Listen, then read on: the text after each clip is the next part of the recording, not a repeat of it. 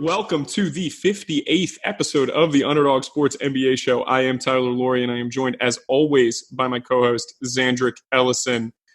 Zan, football season has officially started, and we've had 2 weeks of the college season. We have 1 week of the NFL. Tell me you still care about the NBA now that we're doing these division previews. I do. And I think it's a testament to us. 58 episodes, you said. We're nearing, calendar-wise, our first year anniversary of doing this podcast. And we're still, I don't know if we're still going strong, but we're still going. We're still going to talk about the Cleveland Cavs and Chicago Bulls. That says something for us. Yeah, I think we're going strong. The division previews have been a lot of fun to do, at least for the two of us. I know there was a little backlash among some listeners about perhaps talking too much about the Minnesota Timberwolves last week and maybe not enough about like the Nuggets and the Jazz. But here's the thing, Zan, I think our show is for a little bit more than just a casual NBA fan. And I think our listeners definitely know that the Jazz and the Nuggets are good. So here's the thing. Don't you want reasons to maybe watch the Timberwolves on a night when the Lakers and the Rockets and the Clippers aren't playing? Isn't that what we try to bring to the table? Yeah, it's good for the casual fans to kind of refresh about like the changes to the roster and the outlook. And I like going deep in the weeds. And also like I like looking at the Bovada Sportsbook over-unders too, because like now is almost a good time to get bets in because people aren't really thinking about the NBA. So if you have a hot take on the Cavs or on, the Detroit Pistons, like now's the time to pound it. Yeah, I totally agree with that. Obviously this week we're going to do the Central Division, and that is the Cavs, the Bulls, the Pistons, the Pacers, and the Bucks. 3 playoff teams from this division last year. Obviously, the Pacers snuck in as the 8th seed and then promptly got outscored in the playoffs by about 40 points a game. But yeah, one overall seed last year in the Bucks, the 5 seed in the Pacers, and then the 8th seed in the Pistons.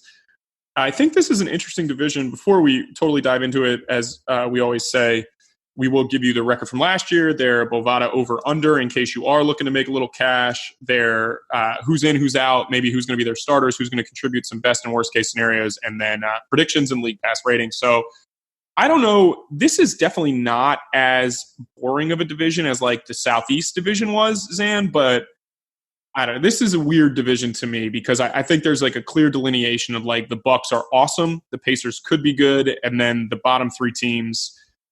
Right. It's a very structured division. Like some divisions are stacked, some divisions are terrible. This division, like clear, it's like the Indian caste system. Like there's very clear structure to it. That's pretty good, the Indian caste system. Didn't think that was going to come up today on the show. So I will say, I think you're exactly right. Like clearly the Bucks are the class of the East, and we'll get to them last. But then they also do have the bookend of like the Cleveland Cavs, who are probably going to be the untouchables, we call that. I think the Cavs are going to be the worst team in the NBA. I know I was really hard on the Hornets when we talked about them, but in looking at the Cavs roster, and I guess we'll just dive into it, they'll be the first team we talk about. But in looking at the Cavs roster, like I just don't see it. It's a team to me that has a super awkward fitting group of guys, and then a bunch of young guys who need to play, some vets who want to play, and then a coach who's never done this before at the NBA level.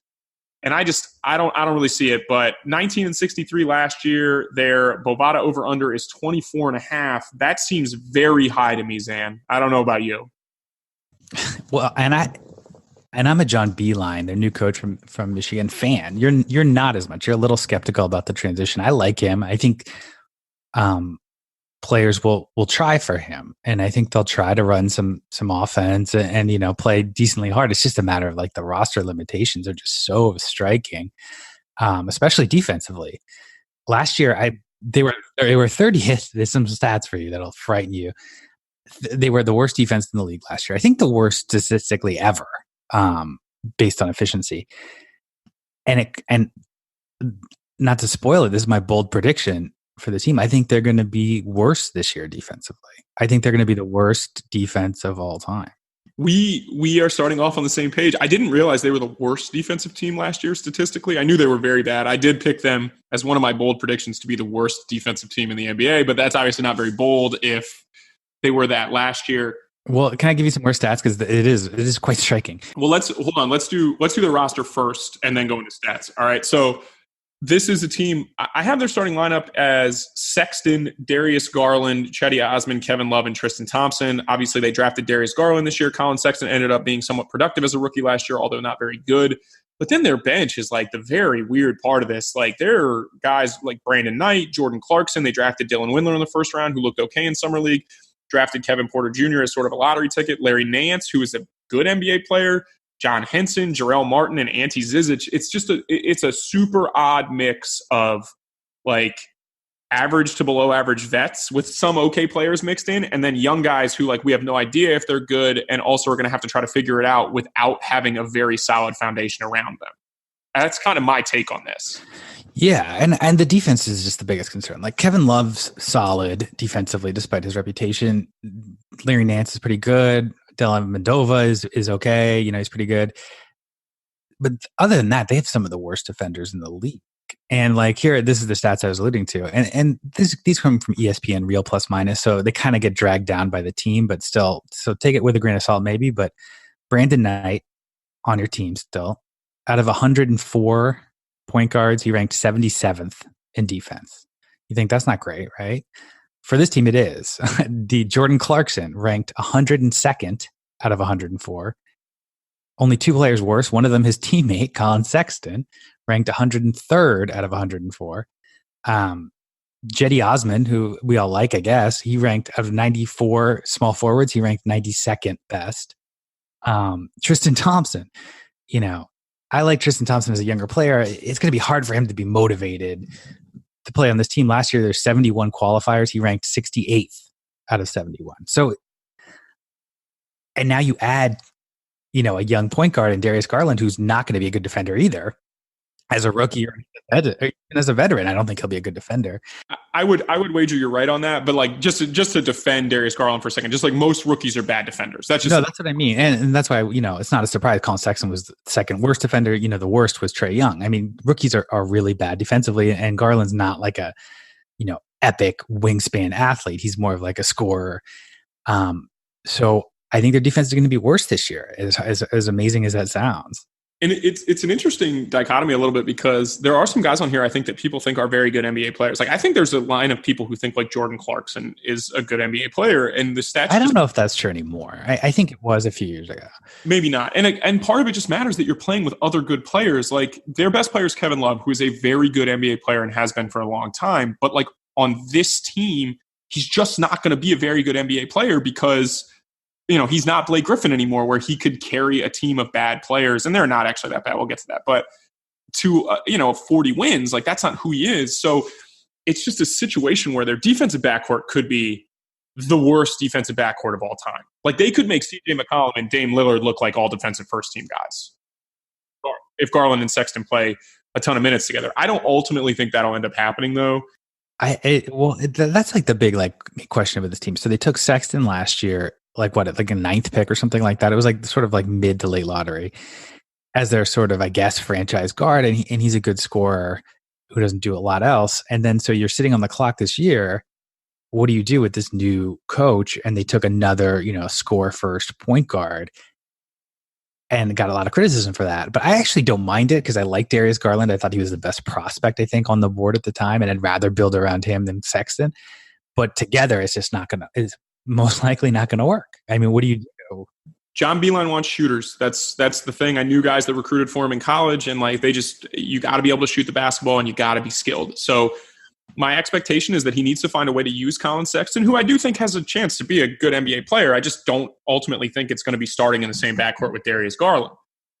Best case scenario for this team, wins and losses just absolutely don't matter at all. Like they could win 10 games, they could win 20 games, whatever. It doesn't make any difference.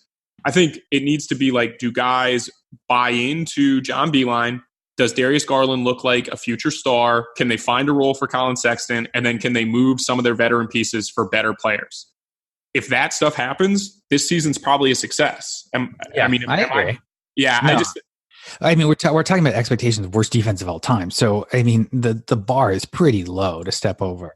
And I think Kevin Love, you know, it doesn't make sense to have an expensive veteran on this team, but in terms of culture and buy-in, if he does and he plays well for the team and he buys into Beeline, and I think he'll lead by example in that regard, and, maybe it'll be successful. I think this team could, if you try hard in the NBA, you could win 20 games. So the over-under is not a guarantee, but to be under, but I would certainly lean that way.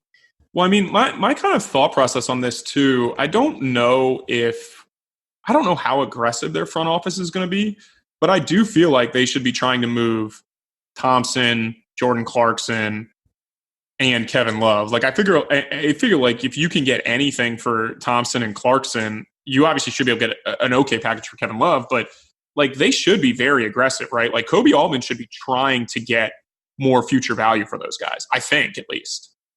I don't know any GM in the league that would take Thompson or Clarkson. So, and even Kevin Love's debatable because he has a long contract. So I don't think they're going to value. They'd have to maybe package them together to like get rid of them. Listen to these contracts really quickly. And this isn't all the fault of Cleveland. Obviously, like when they re-signed LeBron left his team a little bit of a mess. So Kevin Love makes $28.9 million this year. Tristan Thompson makes $18.5 million. Woof, that's a terrible deal. Brandon Knight, $15.6 million. Jordan Clarkson, $13.4 million. Larry Nance, $12.7 million. Those were not signed with the Cavs. Larry Nance deal was, but John Henson, $9.7 million. And Matthew Dellavedova, $9.6 million. So there's their top 7 guys, and I could make a really strong argument right now that none of those 7 guys are on the Cavs next year. Maybe just Larry Nance. And when we hate on LeBron a little bit, but it's true. Like, they reminded me of I've compared him before to the alien in Independence Day. Do you remember them? I had to Google them. They're called harvesters. I didn't realize that, but I don't know where that came from. But they find out their intention. Like, what are they here for? And they're like, this is the quote from Thomas Whitmore. They're like locusts. They move from planet to planet, and they consume their natural resources and move on. And that's LeBron James. I mean, like, he completely like leaves teams like a pile of dust in his wake. And he's doing it again with the Lakers. I mean, they're giving away all their young assets to try to win now. And if he leaves ever, the team's going to be terrible. He left Cleveland, and they're maybe the worst shaped roster in the league. So, and he did that to Cleveland twice. Like, he did it to Cleveland 2 times. And to be honest, it's not like it's a deal that they would gladly accept. He brought him a title. I'm not saying it's there's not pros, and it's not a bargain deal with the devil you take, but it's time and time again. And I don't know how you like recover from that. It's going to be a 3-year process. Yeah. And I think, like I said, that's why I think their worst case scenario is like, obviously if they just get like the 4th pick in the lottery, like that kind of sucks. But I do think their worst case scenario is like, they're not able to move some of these contracts. And I like jokingly wrote that like, because it's John Beeline, they try to like trade Kevin Love, and they ended up trading him for like Tim Hardaway Jr. or like Glenn Robinson III or like Jordan Poole. And even Poole wouldn't be that bad to trade for. Just it would suck to have like a young developmental guy, but I just think like that's probably the worst case scenario is they can't get any better in the future by moving off some of these bad contracts and veterans, because they're going to lose no matter who's on their team. Like these guys are not going to, they don't have a group of like plucky veterans that'll get you to like 35 wins. Like these veterans stink. Well, my worst case scenario is like the Darius Garland Sexton fit is as bad as some people expect, and maybe I expect. And because of that, Sexton, who scored, who put up raw stats as a rookie, like his trade value is just going to plummet. And they're going to think, man, we really should have tried to move him while he had good stats. Yeah, I wrote that as my bold prediction. Like, one of the things is you said, like, what NBA GM is going to take Tristan Thompson? And I got one for you. His name is LeBron James. I wrote that Tristan Thompson finishes the year on the Lakers. Really? Like, after a buyout? It would have to be a buyout, I think. I think that's a possibility. I also think there is some chance that like they'd be like, oh, unprotected 2nd round pick, like we'll take it and just get off the deal. Obviously, you need some money to go back with it. But the other thing I have is I think Larry Nance is going to end up being their best trade chip. I think he's the guy that you can kind of plug and play on like a second unit on a contender that somebody might say like, damn, we need some defense, we need some rebounding, we need some energy. And I think he's going to probably end up being their best trade chip. And then I did say that I think they'll ultimately end up bringing Colin Sexton off the bench by the end of the year. Because I think like that's what they'll be able to play some together, and they'll close games, I think, with them sometimes to see how it looks. But I think ultimately, if they're both going to be the players that they need to be, they're not going to be able to play major minutes together. And Sexton's strength is being an ISO scorer, and I think that's what they're going to end up doing. Like fate in best case scenario, I think realistically is like Lou Williams, like scorer off the bench, great in that role, but shouldn't play with a small point guard who wants to score. Yeah, and that's again like that guy's going to play with Jordan Clarkson some or Brandon Knight. Like those are also terrible defenders. Like their stable of guards are going to be scary. Do you have any other predictions? No, the worst defense of all time I'm sticking with that. All right, league pass rating. It's scary. I gave him a D+. I want to watch Darius Garland. I'm very interested to see what Kevin Porter Jr. ends up being. I'm a little nervous about the foundation around him, especially with their group of vets, because I hate to say this because I don't want to come off sounding like if you're really good, like do whatever you want off the court. Like I don't really care, but this is a group that like Tristan Thompson, like he spent a lot of time in the news for just being associated with the Kardashians. Like Jordan Clarkson has not been a guy that has gotten a great reputation as a worker. Brandon Knight is a good worker from what I hear, but it's just not a great group with Kevin Porter Jr. And I think that for him to have a chance, there needs to be a solid foundation. So hopefully their coaching staff and John Beilein is able to kind of put that foundation around him because I think he could be really good. But there are not a lot of people that I want to watch on this team. Like I said, outside of those two guys, and Dylan Windler, I think has a chance as like a 3-4 tweener in the NBA. Yeah, I mean, we're talking about deep in the weeds. If you're tuning in to watch Dylan Windler, I'm a little higher on the watchability just because I want to give a little love to this team, and I do like Darius Garland more than you do, I think. And he's one of those guys who should be fun to watch. Like he's one of those players who was like putting up YouTube highlights of his dribbling and his ball handling when he was like 13, and he kind of became like a YouTube star, and he still looks like he's 16 years old. But he should be a fun scorer for them. And I think he'll be like the face of the franchise going forward. But here's my question, right, about Darius Garland. Like, even if let's just say he wins Rookie of the Year. I don't think that's going to happen. I think he'll put up good numbers. But like, even if he wins Rookie of the Year, like, were you tuning in to watch the Hawks at the end of last year? Like Trae Young. I'm upgrading you for, what did you give him, a D+? D-. Oh, D-. See, I'll go to D. I'm trying to be a little positive. No, I think I gave him a D+. You actually might be right. Let me scroll up on my. No, I gave him a D+. D+ okay. Is fine. All right, fine. I'll downgrade it to a D. Chicago Bulls last year, 22-60, fired their coach at the beginning of the year. He is now the new head coach of the Nebraska Cornhuskers.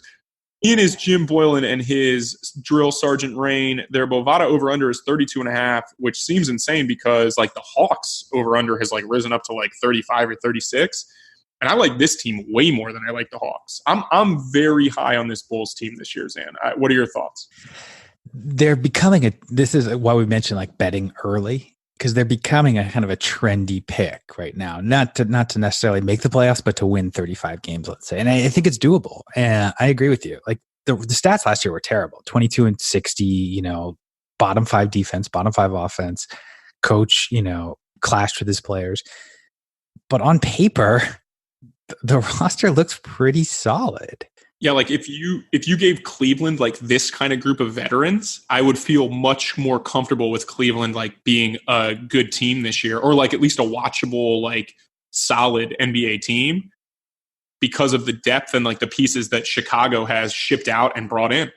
Yeah, and you compare them to the Hawks, like maybe you like Trae Young more than anyone on this roster, but these guys are sort of like young veterans almost at this point. Like Zach LaVine's going into year 6. Like, Lauri Markkanen's going into year 3. Otto Porter, how many times he's been like 6 or 7 years? They're a little ahead of the curve, I mean, in terms of like the timeline. This is a prime. I wrote this in my thing. So here's what we got for starting lineups. I'm assuming they'll start Chris Dunn. They keep saying they will, but Chris Dunn, Zach LaVine, Otto Porter came over in the trade last year, Lauri Markkanen, and Wendell Carter. And then contributors, they signed Thomas Satoransky, who's looked really good in Eurobasket and obviously was good for the Wizards, but they didn't value him. But Sato in on a 3-year, $30 million deal, drafted Kobe White. Chandler Hutchinson brought in Thad Young on a 3-year deal, drafted Daniel Gafford, and then gave Luke Cornett and Ryan Arch like part of their mid-level. And again, like I totally agree with you. Like this team feels like a very Doug Collins-y effect team where like the young guys buy into Jim Boylan early, and he's so hard on them, but they buy in. They got a good group of guys. They got guys that work hard. I wouldn't be stunned. I think their best case scenario is like they start pretty fast, they sneak up on some guys, and they get to like 40 to 44 wins, and they make the playoffs. I don't think we're going to get Kobe White meaningful contributions this year, but we absolutely might. Wendell Carter is a guy that I do think is pretty good. And then like your Otto Porter, Satoransky, Thad Young provide like a ton of depth and talent, and we see the Bulls be really good defensively. And they sort of end up like the Kings last year, but that team in the East probably makes the playoffs. And I think that's their best case scenario is like they sneak in as like a 6, 7, 8 seed. And I think this is one of the best case scenarios where I look at it, and I think I like it way more than like their worst case scenario. Because I'm not saying I think they're going to win 40 games. It's a big jump, but there's a lot to like here, I think. Yeah, I'll echo your positivity. Like, and they're the kind of players that aren't talked about on First Take, but like Satoransky mentioned, he's like a 6'7" guard. He can play a few different positions. He's good. Like Thaddeus Young is a solid veteran. He's always been a solid veteran. Like those kind of players can supplement your roster and add, raise your floor considerably by just having like playable vets out there. And Otto Porter, he got hate for his contract. He just does his role really well. He's just a good NBA player. He's just like a good NBA player.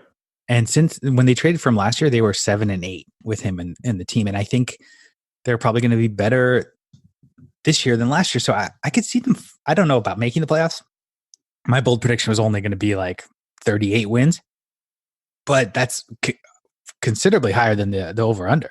I think they're going to finish with a better record than the Pistons, personally. That was one of my bold predictions, is they're going to finish ahead of the Pistons. I can't see it with the Pacers. And I actually like the Pistons more than I thought I would when I was like going into this. But what's like the worst case for the Bulls? Because they won 22. So you could say, let's say they don't improve that much. They win 25, 30 games.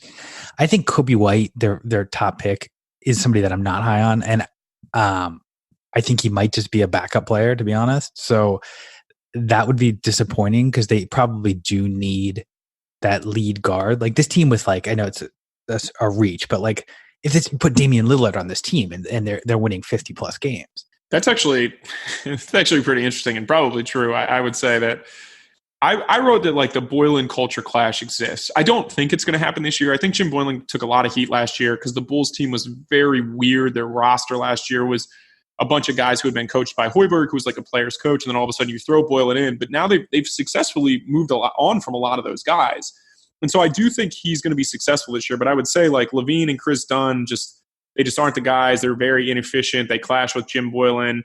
Wendell Carter gets hurt again. Markkanen has trouble staying healthy. And then like you said, Kobe White just looks terrible, which could still happen this year on a team that's good. And then they win they win 28 games. They're still going to be better than last year. That might be expected. And maybe worst case is Levine taking a step back, and then you bring up all those efficiency questions because he had a really strong year last year. So he was pretty good. Yeah. If he regresses from that, then it might be a cause for concern. I think what's going to be pretty interesting is like, how do you view Zach LaVine going forward? Because obviously he's shown, there was a time when they were like, all right, we're going to make him into a point guard. And if you now with Satoransky and with Chris Dunn, you're very big in the backcourt. Like you're long, you're athletic. Like Sato's been a very good defender. He can play on the ball, off the ball. I think he's way better as a backup point guard because he kind of just moves it a ton. But there is like some chance that like Boylen decides that they get enough scoring without Zach LaVine and he starts going kind of away from him down the stretch. I've never been a huge believer in like Zach LaVine is so talented that you have to just let him fail.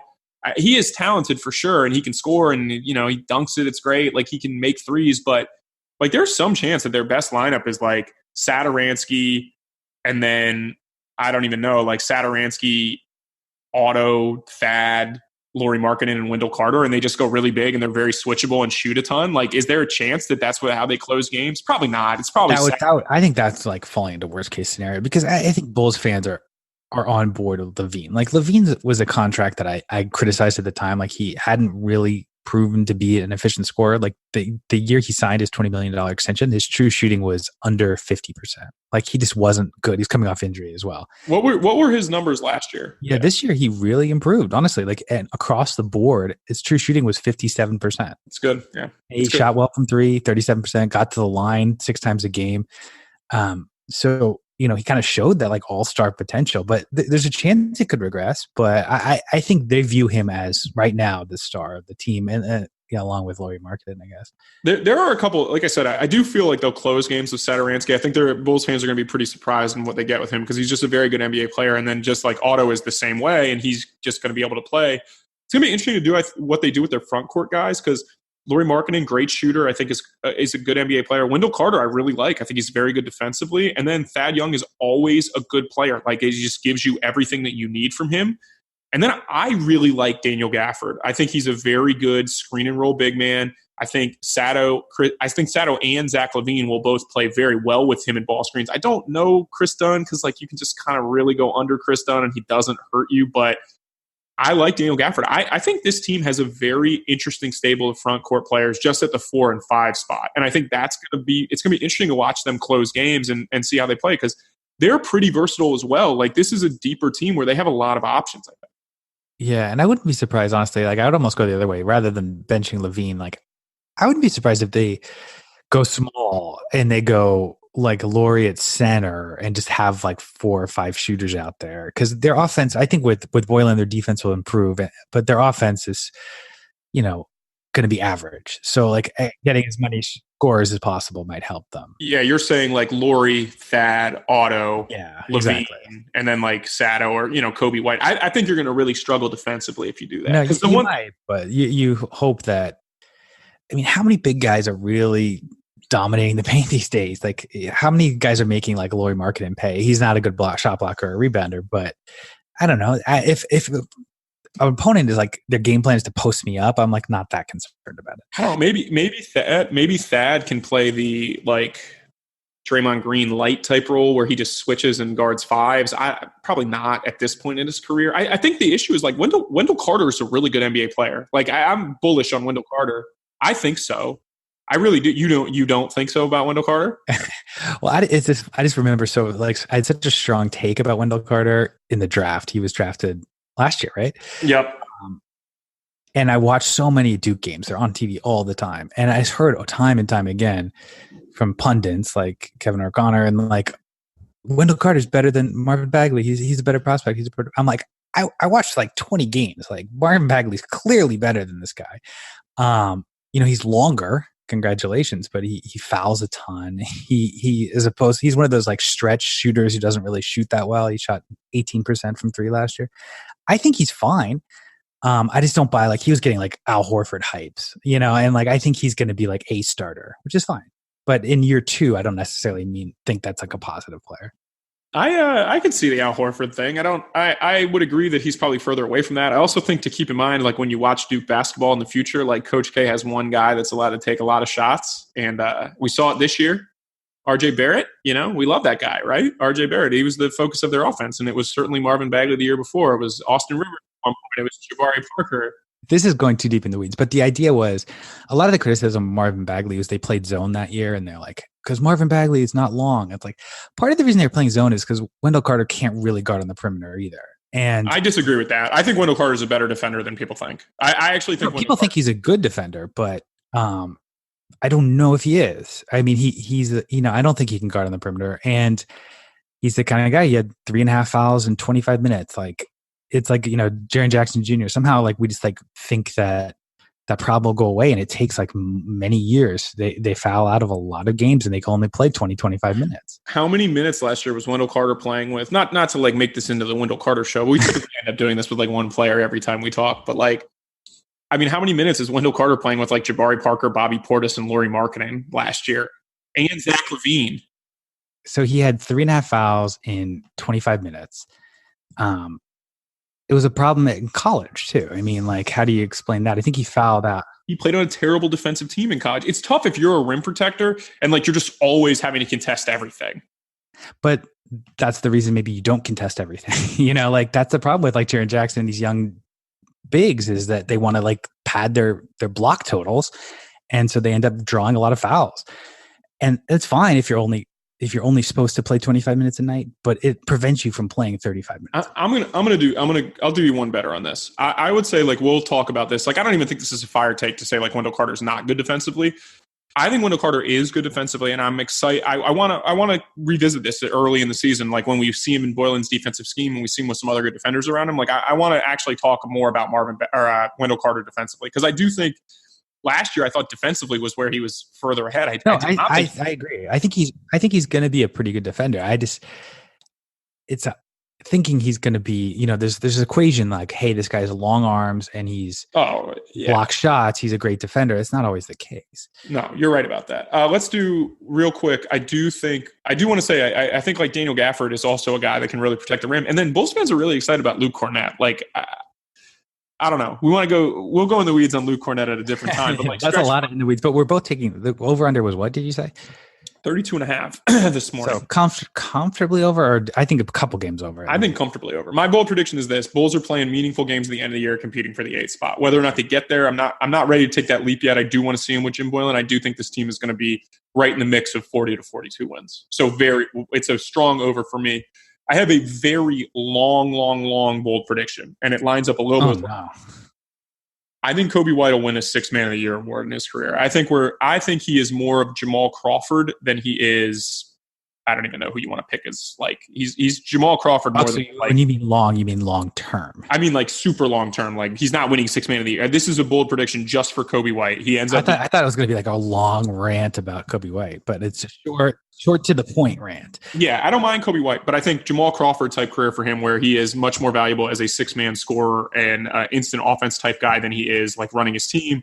And I think when he does end up getting a chance to run a team, he's going to struggle. I think he's not suited for that role, but I like Coby White more than you, and I think he will make an impact. No, I mean, if that's the expectation, I agree. I think he's a good rotational player, and I don't think he's a starting point guard. So, and I think when you take a guy like that, top 10, you're expecting him to be a starter. That's why I didn't love the pick. That's what I was going to say. Like one of the problems I think with a guy like Jamal Crawford is there are all these people saying like Jamal Crawford's had like an amazing career, and he certainly has. Like for him to make as much money as he has and been able to contribute for as long as he has, like great, but Jamal Crawford has never been the reason why teams win games. He's bounced around to a ton of teams. He's been able to replicate his skill set wherever he is.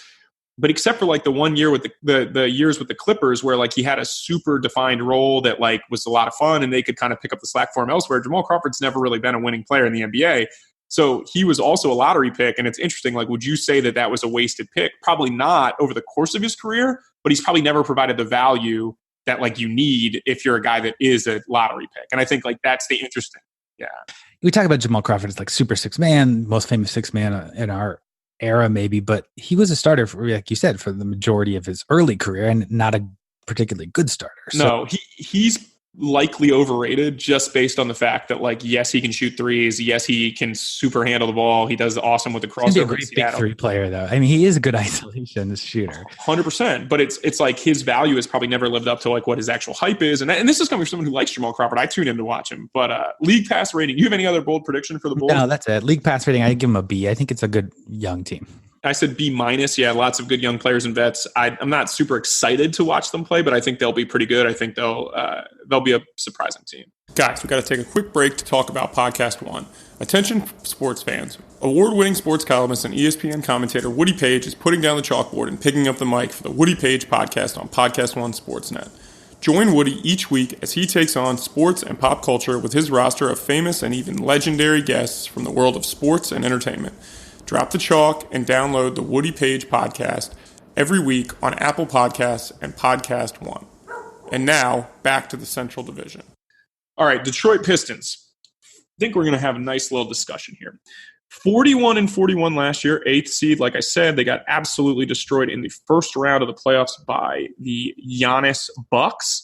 Their Bovada over-under is 37.5. And I think that number's pretty good. I think Detroit fans think that number is low. I think there is some palpable excitement for Detroit this year, Zan. What do you think? Well, I could see it because we talk all the time. Like one of our favorite players is Blake Griffin, just like from like a rooting standpoint, because I think he seems like a cool guy off the court. He was just on Let's Make It Weird, whatever You Make It Weird podcast with Pete Holmes. Yeah, and he's like doing a celebrity roast in the future. I just saw a clip on Instagram. Alec Baldwin, I think. He's legitimately pretty good at it too.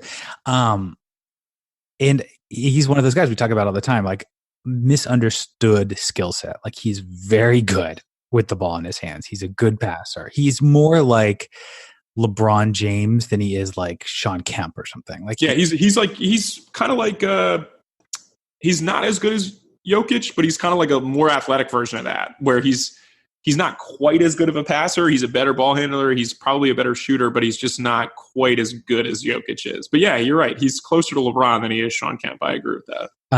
But good take. Thank you. I worked on that one. I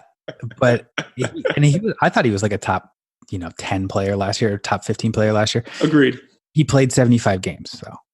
And that's probably on the high end of expectations, because I looked it up. The last 5 years, he's averaged 60 games a year. And he broke his hand once by punching the guy, so that kind of influenced it. But that's my concern with the Pistons. Like if he plays 70, 80 games, if he plays 75 or 80 games, I think they can make the playoffs comfortably. If he plays 60, then suddenly you're in that 30, 35 win range. So for them, starters this year, or what I perceive to be their starting lineup, kind of interesting. Reggie Jackson had a better season, I think, that people realized last year. Still not a very good player. Bruce Brown is a guy that guys are really excited about. I think he will get the majority of the starts at the two early. Tony Snell in, Stanley Johnson out, thank God.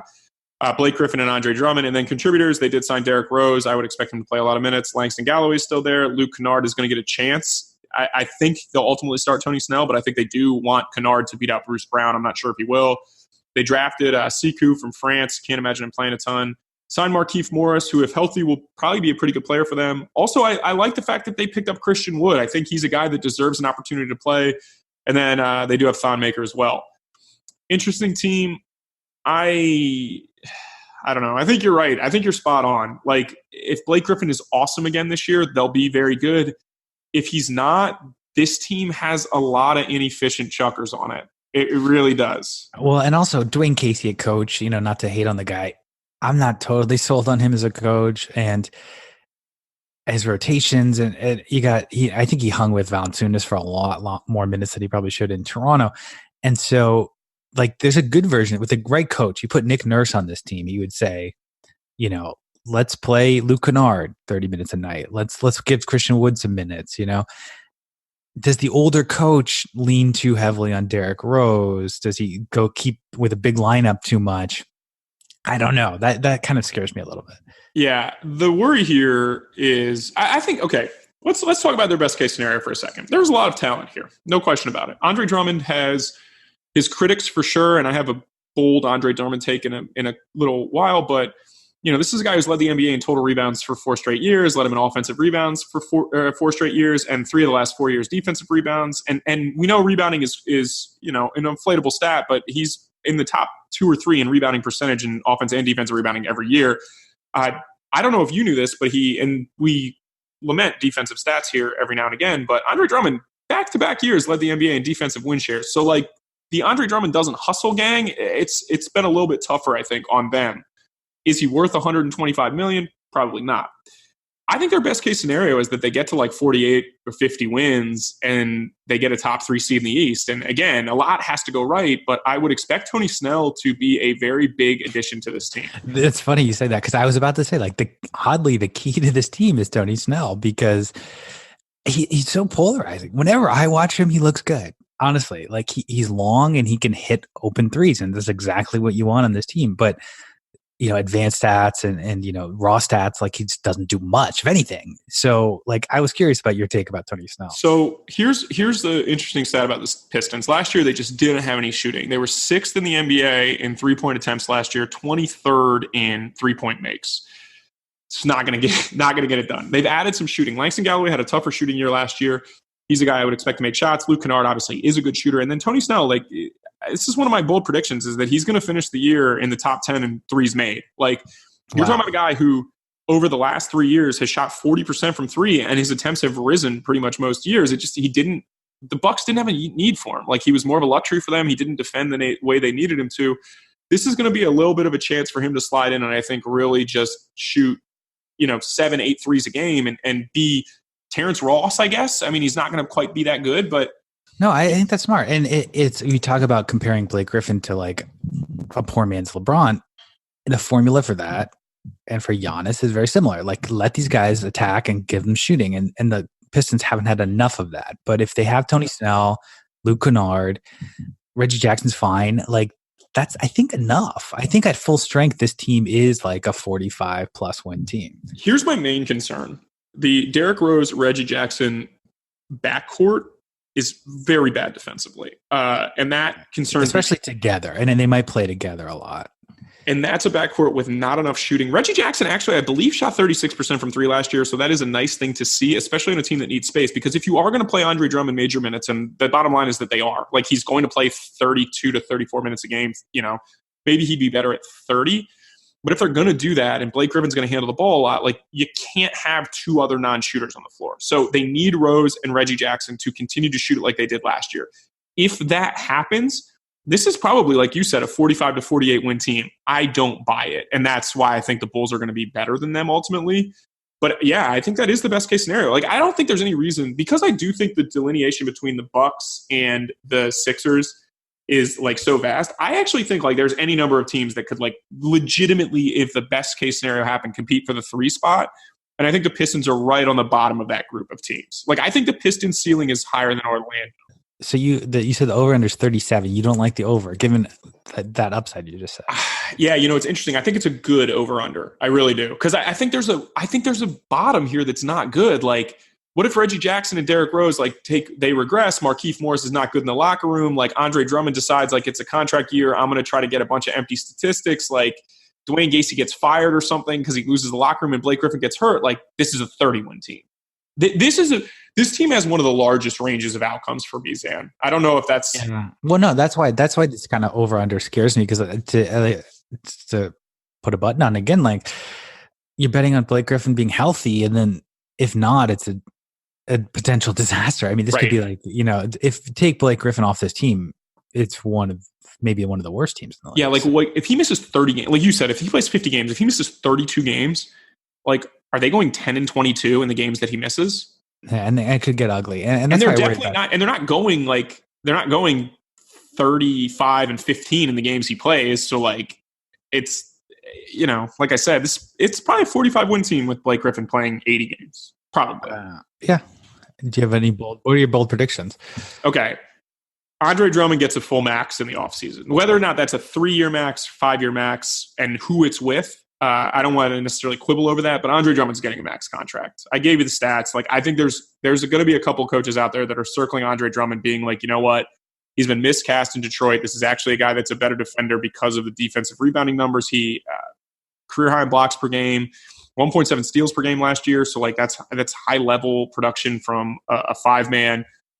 I think somebody's going to talk themselves into like Andre Drummond is, 4 for 120. His production at age 25, he's going to be 26. No, I agree. It just reminded me of something. It shows you how far, I agree. I think he's getting max based on stats alone. He's still young.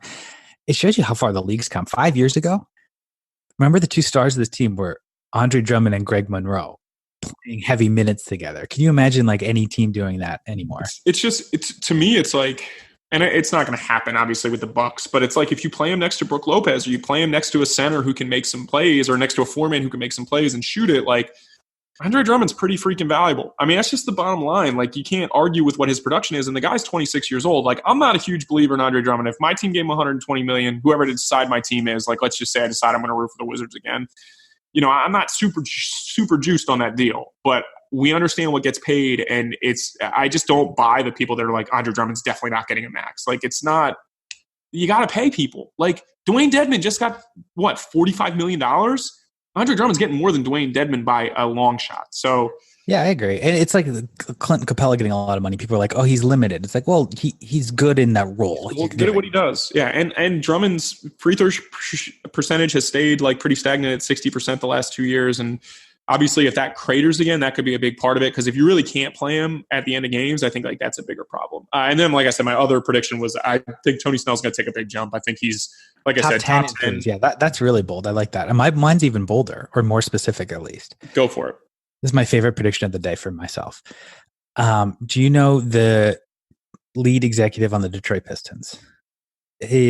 According to Basketball Reference, I don't know if he's active as much. He's a veteran named Ed Stefanski. You've heard the name? Yeah. I have a mixed resume, but he's Sixers guy for a long time. Super nice guy. Super nice guy. My bold prediction is Ed Stefanski is going to be in charge of the team next year in Detroit, and his son, Kevin Stefanski, is going to be the head coach of the Minnesota Vikings. No, will be the head coach of the nearby Detroit Lions. And if you don't know, follow the NFL, Kevin Stefanski is the young offense coordinator for the Minnesota Vikings. I think they're going to have a pretty good year. And conversely, I think defense coach like Matt Patricia is not going to survive a 6-10 year. They hire local hero Kevin Stefanski, Ed and Kevin Stefanski, father and son, different sports, same city. I'll tell you what, if Kevin Stefanski gets to have more games where Kirk Cousins only has to throw it 10 times and they just blow teams out, like, yeah, maybe he will be a head coach. Didn't really think Kevin Stefanski did a bunch on Sunday, but all right. League pass rating. I have a nice, solid, average 2.0 GPA for this team. They are just a rock solid C for me. I love Blake Griffin. Was your GPA 2.0? Isn't that a C? No, I didn't. I got better. C, but like that's not actually average, though, is it? C's get degrees, big guy. My GPA was better than 2.0, but I just think this team is very, very average. Like what do you think Derrick Rose's GPA was? I don't know. Did Derrick Rose go to class? I don't. It's a good question. John Wall got a 4.0 at Kentucky with John Calipari. I mean, when BJ Young, who played, I've mentioned BJ Young, I think, on this show before, who was with me for a time in Delaware, when he said that he had a 4.0 at Arkansas, I was like, woo, okay. So it's pretty easy for these guys to get A's. Anyway, I like Blake Griffin. I would probably rather watch him do stand-up than I would watch him play with this team. But, I think he's fun to watch. I don't really like Rose and Reggie Jackson. I think they're brutal to watch. I'm excited to watch Tony Snell just because I think he's going to really play well. But Dwayne Casey is kind of fun to watch look confused on the sidelines, and it's a C. It's a C. The dog's barking, a dog team C. I agree. I think it's like, probably a better team than there are an entertaining team. So it may be a C+, B-. C+. You like the Pistons. You're kind of high on this team. My dog's barking because I think we just got an Amazon package. So it's a pretty exciting day at the Laurie house. Yeah, our K-Cups came. I'm going to leave that in just for the listeners. All right, next team, a team that I would say is kind of like the Jazz light. People are very excited about them. The Indiana Pacers last year, 48-34. Their Bovada over-under is 46.5. And I will say right off the bat, that is another bet kind of like the Pistons where you sort of just have to believe that Victor Oladipo is going to come back and be the Victor Oladipo we saw 2 years ago. But I am at this point in time in the taping of this show, I am expecting them to go slightly under 46 wins because I don't think we're going to see Victor Oladipo at 100% until January. Yeah. I think this is sort of – the Bulls are like a hot sleeper among like hardcore analysts. And I think the Pacers are sort of the darling of the casual analysts who are like, hey, they added Malcolm Brogdon. They added, I like Jeremy Lamb, but and you think that they're going to take another step up. And I think I'm a little less excited about them than other people. Yeah, you're right. Let's go into their lineup really quickly. This is what I think will happen. Obviously, Malcolm Brogdon which I think people are very, like you said, very high on. Brogdon, I think will probably start at point guard for them. Oladipo at the 2 when he's healthy. It sounds like in terms of like reading Pacers stuff that TJ Warren, who they got from the Suns, is going to be their starting 3-man. I put TJ Warren or Jeremy Lamb. They did sign Jeremy Lamb to a deal like you said as well. So one of those two guys will start at the 4. Other guy will be, a big part of their second unit. And then Sabonis and Turner are finally going to play a lot of minutes together. They're very high on Aaron Holiday. He'll be their second unit point guard, I believe. They also signed Justin Holiday, who we both agree is a pretty good NBA player. He's going to be another good – this team has really good depth at like the 2 and 3. Signed TJ McConnell, don't really get it. They also have Doug McDermott, who I think will play, 8 to 12 minutes a game. TJ Leaf, they seem relatively high on the 4. And then they drafted Goga Bitadze, who I think is pretty good, but is probably a year away from contributing. There's a lot of talent here. And like I said, a lot of talent at like the wing. Like they're kind of like Brogdon, Oladipo, Jeremy Lamb, Justin Holiday, TJ Warren. Like those 5 guys, like that's a lot of good NBA talent right there. And I think this team's pretty good if Oladipo is a star. If he's not a star, they're maybe kind of like the 2013 Philadelphia 76ers, where like they just were a really good team. They won 45 games. They snuck up on some teams in the playoffs, but they don't have somebody to make plays, Because I think Vic is better than – prime Vic is probably better than prime Andre Iguodala, but he's also probably not the type of guy that can carry you to multiple playoff series victories, right? Well – can I be Debbie Downer here? So you're low on the Pacers, huh? Well, relatively. And I have like 5. I was just thinking in my head I was going to give you like 2, but I'll give you like 5 reasons why. Let's start with Victor Oladipo, prime Victor Oladipo. First of all, I agree. I don't know if he's healthy. Number 1, if he misses 2 months, that's a big problem. And, we all love prime Victor Oladipo, all-star Victor Oladipo. He's been that guy for 1 year out of his 6 years. You're right. He was very good last year for them. Before he got hurt, but he wasn't the guy he was the year before. He wasn't like 23, 5 and 5. Well, and I maybe overuse true shooting, but let's look at these true shooting. Tell me what doesn't belong in this group. 53, 53, 53, 58, 52. I think you sort of gave it away. Well, I was trying to, because you're a little slow. Did you think there was a chance you weren't going to lead me in the right direction? Like you were? Well, because they weren't all exactly 53. So you were going to say 52, and I was going to be like, oh, it's definitely 52. You're like, that's not it. That's the lowest of them. But clearly, the point being, like the 58, the one time he was above league average, is the outlier here. And so, maybe he improves, and that's your fear going back to the Bulls. Like that's your fear with Zach LaVine. Maybe Zach LaVine had that kind of year last year, and then regresses. So I don't know. Coming back from injury, I do not expect Victor Oladipo to be that all-star level again this year, at least. Maybe next year. Another reason for skepticism: if he can't carry your offense like he was doing 2 years ago, like this offense could be bad. I mean, they might have some players, but they finished 18th in offense last year. And that was with two guys they're missing this year, Bogdanovich, who hit 42% of his threes, and Darren Collison, who hit 41% of his threes. So yeah, I would be so much higher on this team. And I am high on the Pacers. I think they're very good. I think they're an interesting playoff unit. I think their best case scenario is very, very good. I would be a lot higher on this team if Darren Collison was like, I'm just going to take my $10 million and be the backup point guard. I like Aaron Holiday. I think he's pretty. I don't mind that either. But like Brogdon, as you said, like people are expecting Brogdon to be this near all-star point guard. He's fine. He's good in a certain role. I don't know if he's a high-level athlete. I don't know if he's a great creator, playmaker. How about this for best case scenario? Wait, I'm not even done with my negatives. I'll give you just one more. Go ahead. What else you got? They love Sabonis. I like him too. A lot. I just see too much of the Sabonis Turner double big back, front court, and I don't think it's in terms of your offense. I don't think it's the right way to go. And he's probably one of their best 5 players, of course. So you're going to play him, but if you play him 30 minutes, I think it's going to be a bottom 10 offense potentially, and so that like really caps their upside to me. I think they're going to win like 45 games. Yeah, I would be much more excited about this team. I think Nate McMillan's a good NBA coach. I don't think he's a great NBA coach. I'd be much more excited about this team if I felt like they had a coach who was a really good offensive coach. I think that's one of the things that strikes me about this team, because I do think that this is what I have for their best case scenario. And again, there are some best case scenarios I think that are easier to see. This one is, I think, a little bit tougher to see. But if Victor Oladipo, who has a legendary work ethic, comes back and he is that third-team All-NBA guy, they have a bunch of shooting. Brogdon is a really good NBA player. Whether or not he's a star is not a thing. TJ Warren, though, he took a big jump shooting the basketball last year. If that's a realistic thing, Miles Turner, defensive player of the year type guy, this is a 55-win team if everything goes right, 55 to 58 wins. And I don't know if they can. They can't. I don't think they can win the NBA title if everything goes right. I think they could make the finals, though. I think if everything goes right for this team, they're probably not that much worse than the Bucks or the Sixers, who we expect to play in the Eastern Conference Finals. If everything goes right, I think your comp, your positive comp with Utah is the right one, because Utah last year was an average offense, dead center, top 3 defense, and they won 50 games. So Miles Turner is a very good defender. Yes. Pacers scheme and the coaching staff does a great job on defense. They were 3rd last year. So they could, based on defense alone and average offense, they could win 50 games plus games in the East.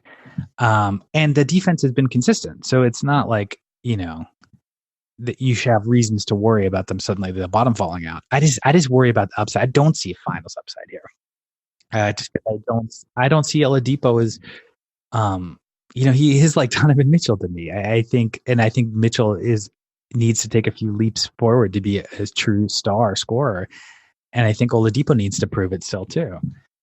Yeah, I don't know. I think that is the big disconnect between the two of us. Is we've seen what Oladipo can be. Yes, maybe it was 1 year of hot shooting. That is absolutely very plausible. I think, like I said, if he is that guy, they have more help than Donovan Mitchell has had the last 2 years. Now, this year, the Jazz have much more help, but this particular team has, Miles Turner is a really good player. Sabonis is a really good player.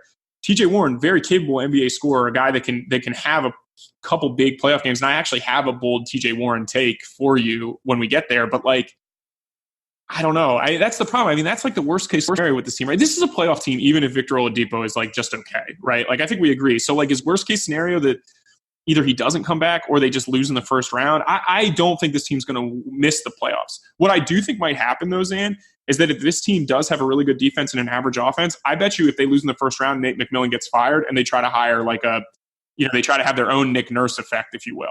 No, that was going to be my bold prediction, is that it's just a problem of expectations. And so if the team wins 43 games and gets blown out in the first round and people blame their offense and blame their coaching, because I think Indiana Pacers fans are not as high on Nate McMillan and his offense than the casual fan. I think Nate McMillan will be on thinner ice than you think. For the sake of being bold, I'll say he gets fired and replaced with Kevin Stefanski. No, I don't know. Somebody like you're saying, somebody who's an offensive mind. Chris Finch would be great. Yeah, somebody like that. I mean, the one thing is the Kevin Pritchard and like the Pacers owners are loyal. Like, obviously, I don't know if you recall this or not. I'm sure you will when I say it. But like, Nate McMillan was Frank Vogel's lead assistant, and he got the job.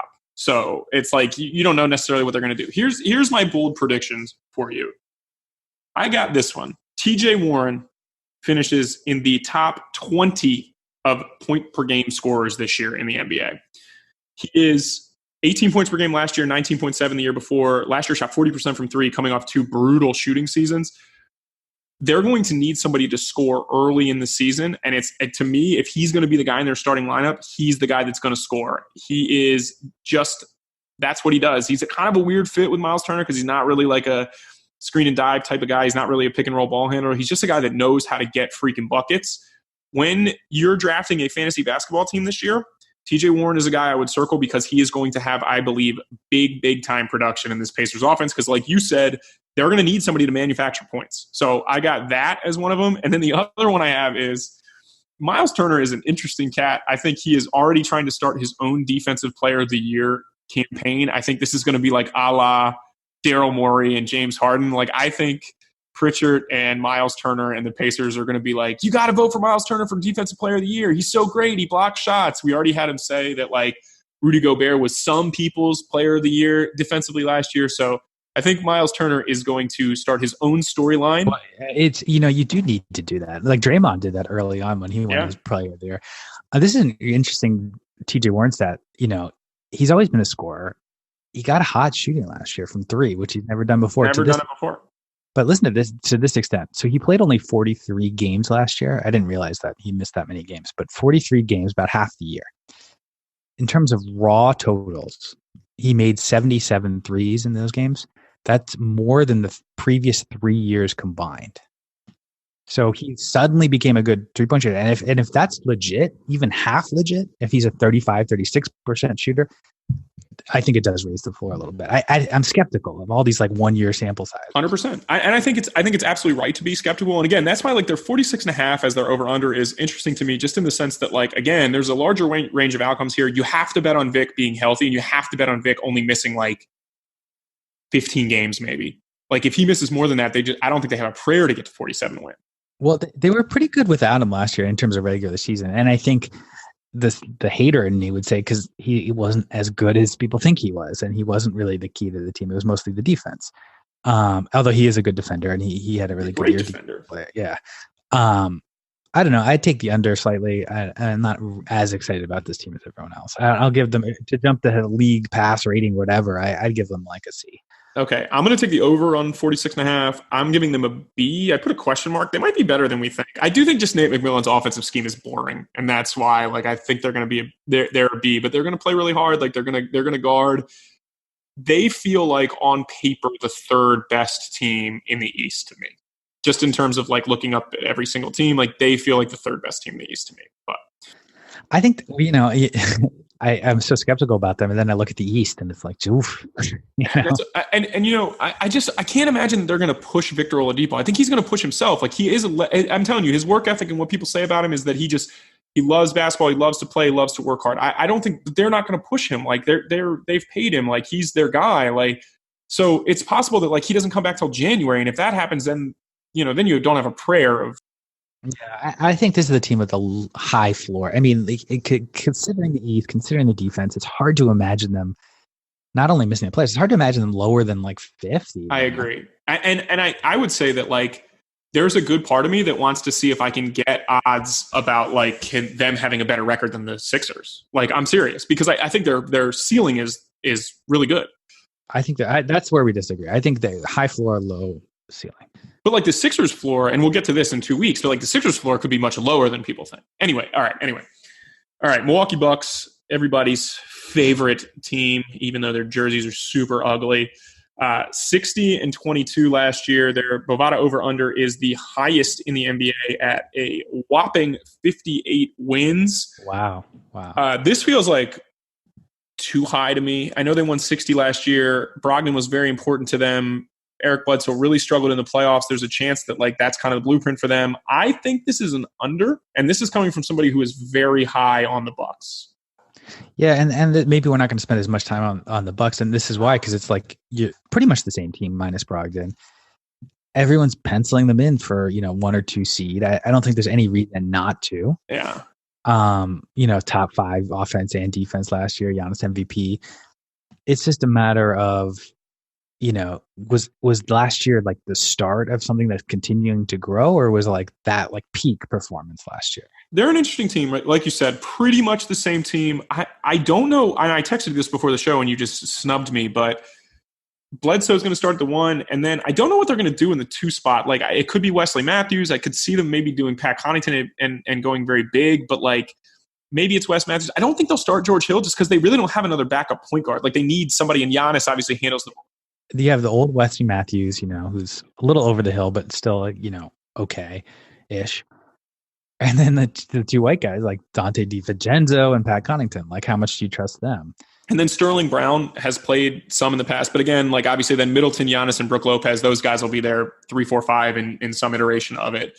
And then like you said, DiVincenzo, George Hill was still there and was very good for them last year, and I would expect him to play a large role. Wesley Matthews was pretty good for the Pacers last year when he got bought out. I think he's old, but he's probably going to be a contributor. They still have Ilyasova, who has played well.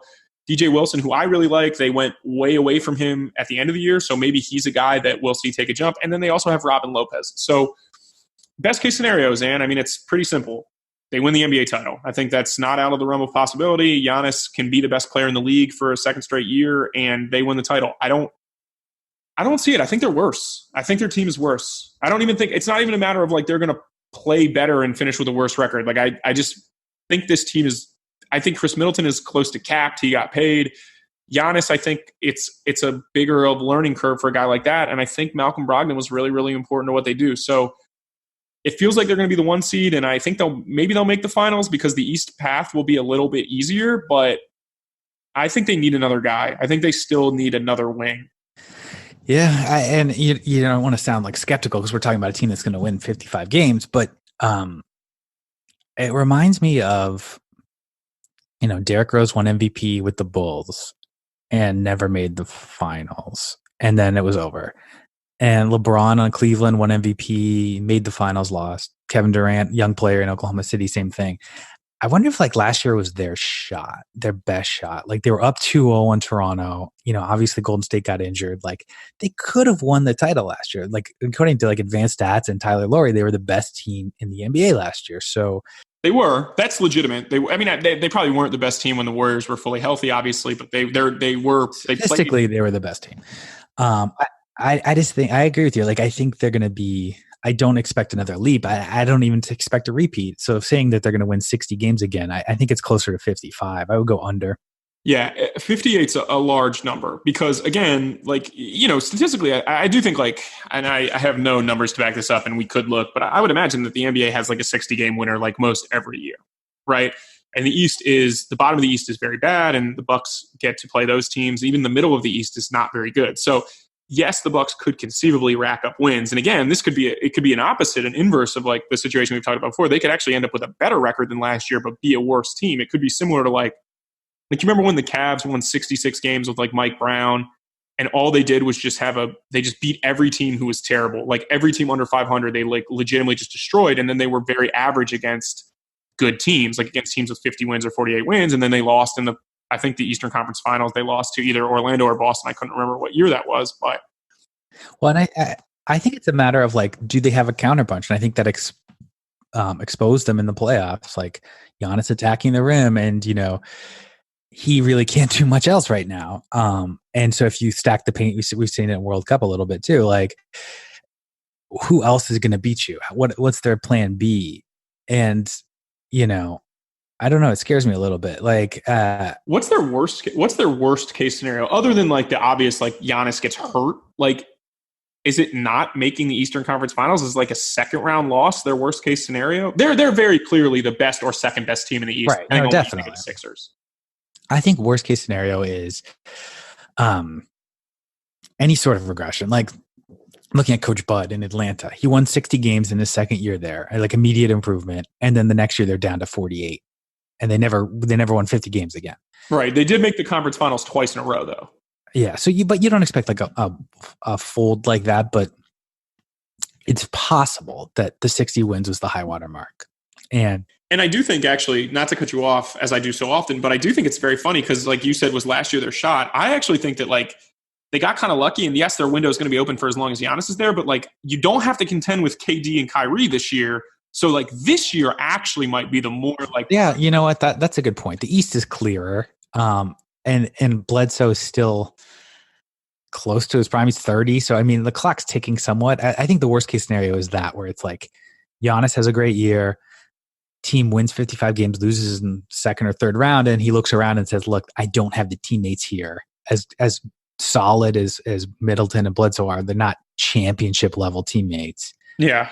Maybe Luka Doncic and Kristaps Porzingis in Dallas are looking like the better option for the long term.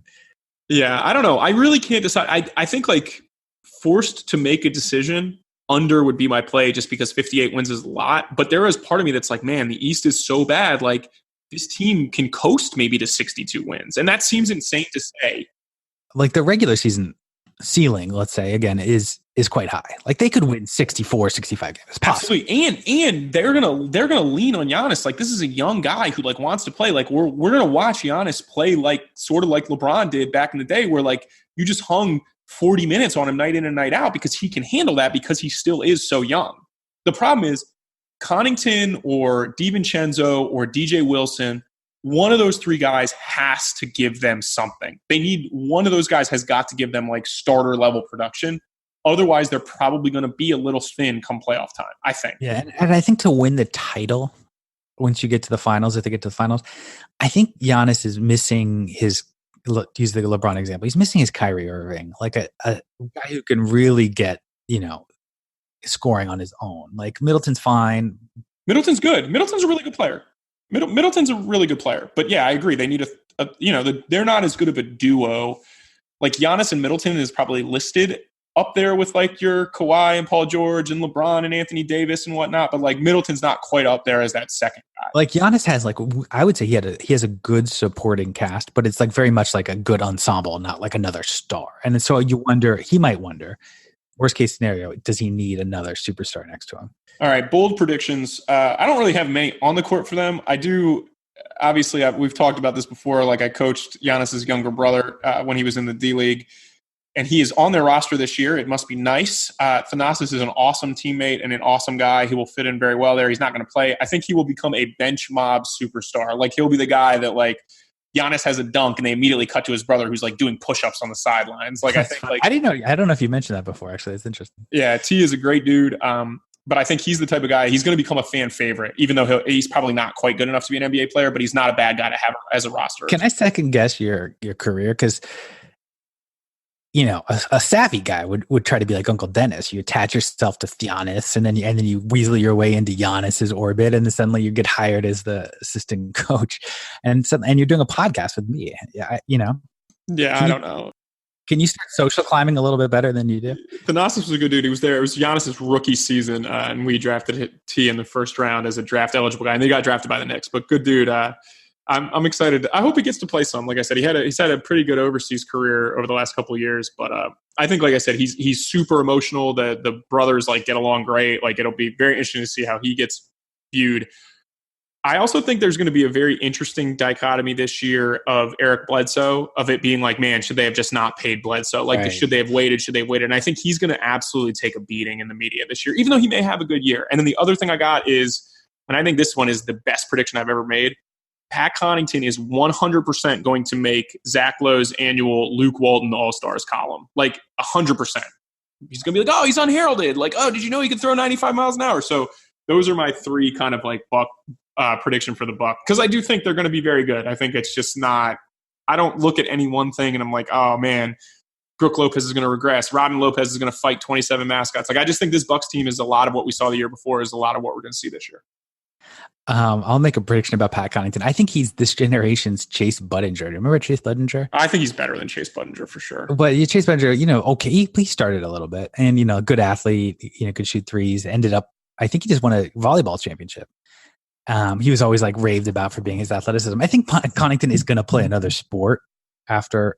I think he's a great baseball player, apparently, or a good baseball player. That's my bold prediction for him. For Giannis, my bold prediction is after winning MVP, I don't think he's going to make first team All NBA this year, and I think it's bold. I think it's just about narrative. Like I think, if they take a slight step back, I hope Giannis doesn't get in his head that he needs to become like a great 3-point shooter and stops doing what was so effective from last year. In terms of narrative, you have the LA guys at forward, LeBron, Kawhi, Paul George. I think they're going to squeeze them out. I think Kawhi and LeBron are going to squeeze them out. Okay, fair enough. I that's bold. I think like when a guy like Giannis sort of like arrives, it's interesting. There's not a lot of first team spots. League pass rating, I mean, I just put them as an A-. Like they're fun to watch. They spray it around. They play fast. They shoot threes. They defend. They're not, like you said, it's more of an ensemble around Giannis than it is like another collection of stars. And I feel like we've hated on them, so I'll give them like an A-/A, because if you're a casual fan and you haven't seen a lot of Giannis, even aside from the playoffs, like it's fun to watch. He's like a Zion. Like it's just like such a unique player among unique athletes. He's just an absolute monster. Chris Middleton is also awesome, by the way. Like I do feel like we did. I don't feel like we hated on the Bucks. I think like I try to look at things, and you do as well, like pragmatically of like, hey, like it's tough to win 60 games back-to-back years, and especially when one of their biggest rotational players, like whether Brogdon was their third or fourth best player, is up for debate. But like he's not there anymore, and they're trying to replace that production and a guy that kind of has grown there. And this is a fun team to watch. Giannis is an absolute monster. Like, and it's scary to think that like he could be even better than last year when like unequivocally he was one of the two best players. Like whether or not you're like me and you thought Harden was better, or you were the media and you thought Giannis was better, like.